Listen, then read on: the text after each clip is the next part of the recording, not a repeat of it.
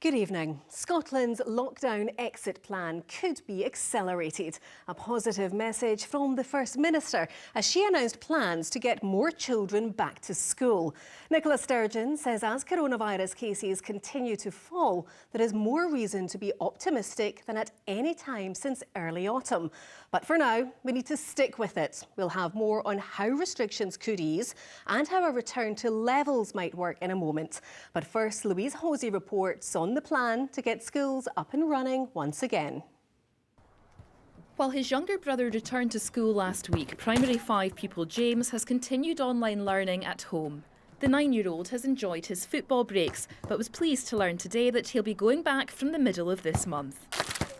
I'm quite happy about it, to see my friends and get back to doing proper work and just seeing everyone back in the classroom. And now he's keen as well to get back and see his teacher and see his classmates and get back to real life again.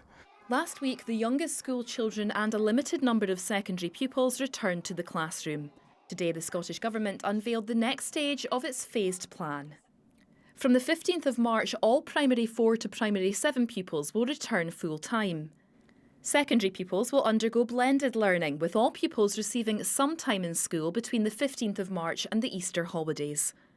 It's then the clear expectation that all secondary pupils will return to school full-time after Easter. This will allow pupils to get used to being back in school and allow them to start seeing friends again. And I'm sure everyone will agree that this is important for the well-being of young people as well as for education.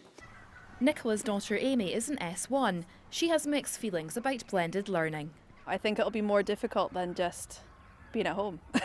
For us anyway, because I'm still working. So it's a step forward though. It's a step back into school, which is what we all need. It's much easier doing normal school and it's like more fun in a way. Concerns have been raised about the impact of a full school return on teachers and staff. Face coverings and social distancing are now concepts we take for granted in so many areas of our lives, but teachers and head teachers are rightly asking what support they'll receive if their school estate doesn't allow for the 2-metre social distancing in classroom that the government requires of secondary schools. The country's largest teaching union has made a renewed call for all teachers to be given the vaccine.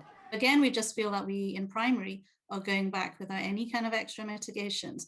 And this is also despite the fact that there are cases within children, and even though the infants have only been back a week, there have been multiple cases around the country.